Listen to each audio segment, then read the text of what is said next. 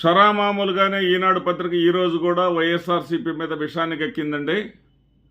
ఈ రోజున banner item ఏంటంటే మద్యం సీసాలో వైసీపీ మాఫియా. మద్యం సీసాలో వైసీపీ మాఫియా అనేది ఒకటైతే, రెండోది నకిలీ పేరుతో మోనికా బేడీకి పాస్పోర్టు. ఇక్కడేంటంటే కృష్ణమోహన్ రెడ్డి గారిని అరెస్టు చేస్తే ఆ అరెస్టు మీద ప్రజల్లో కొంత వ్యతిరేకత వచ్చింది. ఆయన సౌమ్యుడు, చాలా పద్ధతి కలిగినటువంటి మనిషి, చాలా గౌరవనీయమైనటువంటి వ్యక్తి. ఆ వ్యక్తిని కూడా మద్యం కేసులో ఇరికిస్తే ప్రజల్లో వచ్చినటువంటి అసంతృప్తికి, ప్రజల్లో వచ్చినటువంటి వ్యతిరేకతని తగ్గించడం కోసం ఈ రోజున తప్పుడు వార్తలు రాసి ఏమి రాసిందంటే నకిలీ పేరుతో మోనికా బేడీకి పాస్పోర్టు. ఈ మోనికా బేడీకి పాస్పోర్టు అప్పుడు ఈయన కర్నూలు తహసీల్దార్గా ఉన్నారంట. తహసీల్దార్ గారు ఇస్తారా?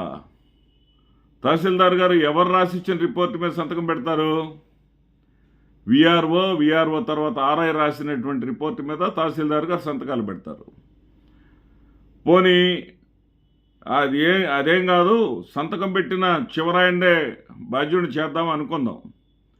మరి ఆ చివర అసలు అడ్మినిస్ట్రేషన్ని రిమోట్ కంట్రోల్తో చేసే ప్రపంచ నాయకుడిగా మీరు చెప్పుకునేటటువంటి చంద్రబాబు నాయుడు గారే కదా అప్పుడు ముఖ్యమంత్రిగా ఉంది. మోనికా బేడీకి ఆ యొక్క పాస్పోర్ట్ ఇచ్చినప్పుడు, ఆ నకిలీ పాస్పోర్ట్ ఇచ్చినప్పుడు ఉన్నదెవరు? ముఖ్యమంత్రిగా ఉంది చంద్రబాబు నాయుడు గారు. చంద్రబాబు నాయుడు గారు అమరావతిలో ఎక్కడ ఏం జరిగేది నాకు తెలుసు, మీరు బాత్రూంలో లైట్ ఆన్ చేసినా కానీ నేను క్యాచ్ చేస్తానని చెప్పారు కదా.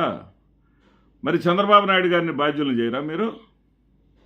అంటే క్రింది ఉద్యోగులు రాసిచ్చిన దాని మీద పై అధికారిగా హోదాలో ఉన్నటువంటి కృష్ణమోహన్ రెడ్డి గారు సంతకం చేస్తే, ఈ కృష్ణమోహన్ రెడ్డి గారు ఏదో తప్పు చేసినట్టుగా మీరు ప్రజల మధ్య మీరు చూపించాలని మీరు చేసేటటువంటి ప్రయత్నం చూస్తూ ఉంటే, ఇంతకన్నా నీకు వెగటు సిగ్గు ఏమన్నా ఉందా? వెగటు పుట్టేటటువంటి వార్తలు తప్ప. నేను ఒకటే మాట అడిగా చెరుకూరి కిరణ్ గారిని, చదువుకున్నవాడిగా ఉండవయ్యా అని.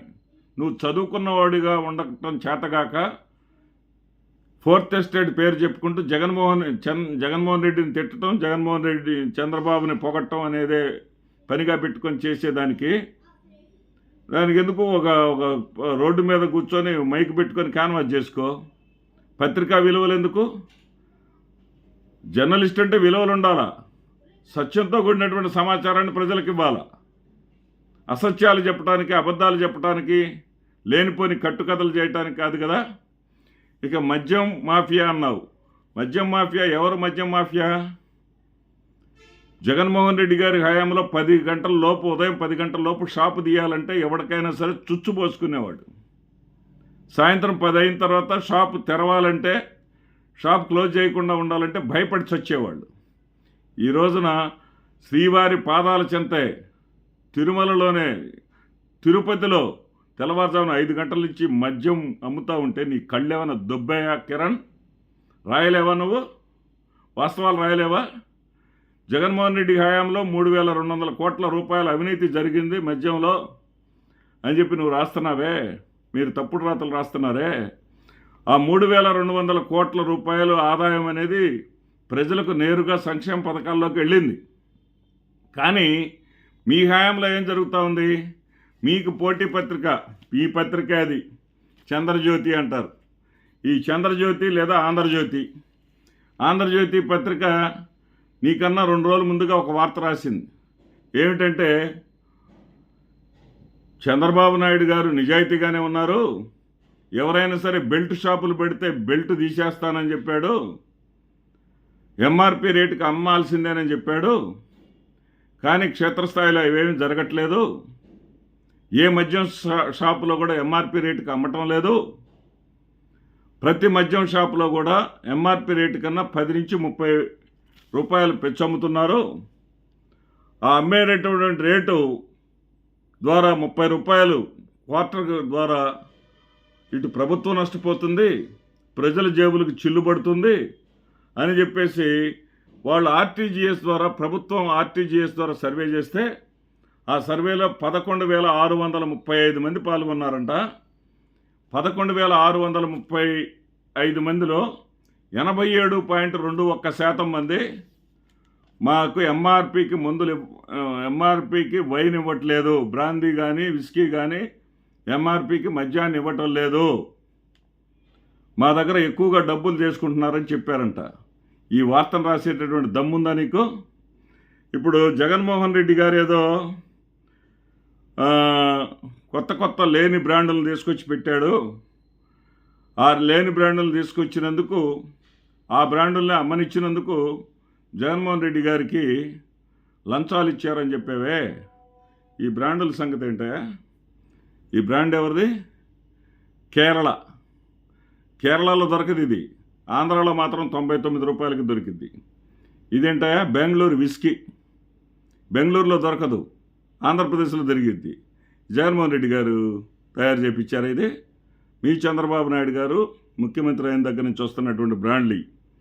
ఇదేంటే? సుమో అంట. అంటే ఈ మందు తాగితే ఎకాయకిన పైకి వెళ్ళిపోవటమే. ఇప్పటికే ఆ 99 రూపాయల ముందని చెప్పేసి చీప్ లిక్కర్ 10 రూపాయలు కూడా ఖరీదు చేయిందని ఆ సీసాల్లో పోసి దాదాపు 15,000 మందిని ఈ కూటమి ప్రభుత్వం అధికారంలోకి వచ్చినటువంటి 11 నెలల్లో పొట్టను పెట్టుకున్నారు. ఈ బ్రాండ్లన్నీ ఏంటా? ఇదేంటి?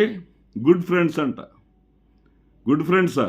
అంటే కూటమి ప్రభుత్వం ఎప్పుడు కూడా కలిసి ఉండాలి అనే దానికి గుర్తుగా మీరు పెట్టుకున్న బ్రాండ్ ఇది గుడ్ ఫ్రెండ్స్.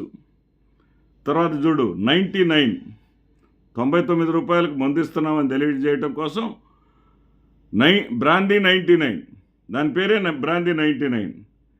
ఇదేంటయా?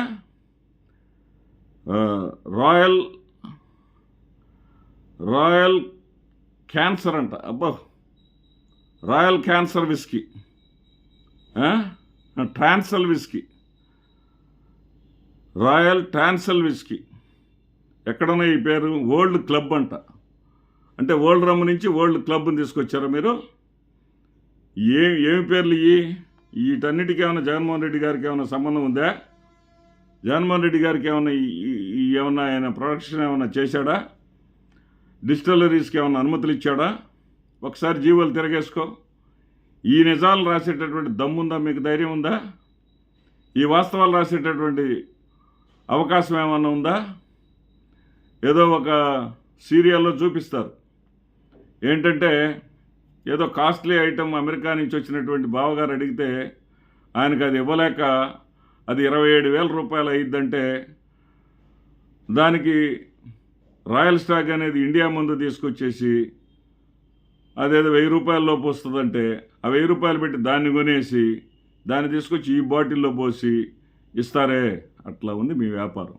ఈ వ్యాపారం మీద రాసి ప్రజల అనారోగ్యం పాలు చేసి ప్రజల ప్రాణాల మీదకి తీసుకొస్తున్నటువంటి వార్తలను రాసేటటువంటి దమ్ము, ధైర్యం నీకుందా చెరుకూరి కిరణ్? నీ చరిత్ర ఏంటి అసలు? మీ నాన్నగారి చరిత్ర ఏంటి? మీ నాన్నగారి పేరు చెప్పుకోవడానికి కూడా నీకు ఇష్టం లేదు. మా నాన్నగారు తప్పు చేస్తే నా మీద ఎందుకు శిక్ష వేస్తారు అని చెప్పేసి మీరు కోర్టులో అఫిడవిట్లో చెప్పుకున్నారు. అసలు మీ నాన్నగారి చరిత్ర ఏంటి? మీ నాన్నగారే కాదు, మీ నాన్నగారితో పాటు శైలజా కిరణ్ నీ సతీమణి కూడా ఏటుగా ఉంది. ఈ దేంట్లో మీకు జీజే రెడ్డి గారు విదేశాల్లో ఉండగా జీజే రెడ్డి గారి దగ్గర ఒక గుమస్తా మీ నాన్నగారు. సరే, జీజే రెడ్డి గారు అకాల మరణం చెందారు. ఆయనకి 2 బిడ్డలు ఉన్నారు, మగపిల్లలు ఉన్నారు. మరి ఆస్తులన్నింటినీ కూడా కంట్రోల్ మీ నాన్న చేస్తూ ఉన్నాడు. మీ నాన్న దగ్గరకు వచ్చి ఆస్తుల గురించి ఆ 2 బిడ్డలు కూర్చుంటే మీరు పిస్టల్ చూయించి, గన్ చూయించి బెదిరించారు. వాళ్ళు అఫిడవిట్లో పేర్కొన్నారు వాళ్ళిద్దరూ. ఆ గన్ సంస్కృతి మీలో అలవాటు ఉంది కాబట్టి ఈ రోజున అవినాష్ రెడ్డి గారిని, మిథున్ రెడ్డి గారిని బొమ్మలేసి మాఫియా అని చెప్పి రాస్తావా? అంటే పచ్చ కామెరలు ఉన్నోడికి లోకమంతా పచ్చకాని కనపడిద్దా? నీ బుద్ధులు అవి కాబట్టి గన్ పెట్టి బెదిరించి ఎదుటివాడి ఆస్తులను రాసుకునేటటువంటి అలవాటు మీకుంది కాబట్టి మీకున్న అలవాటే ఎదుటి అందరికి ఉంటుందని చెప్పేసి మీరు తప్పుడు వార్తలు రాస్తారా? కిరణ్, కొంచెమైనా సరే చదువుకున్నవాడి వార్తలు నువ్వు ఎటు రాయలేవు. కనీసం అన్నం తినేవాడిగా వార్తలు రాయవయ్యా, వేరే తినేవాడిగా రాయబాకు. నమస్తే.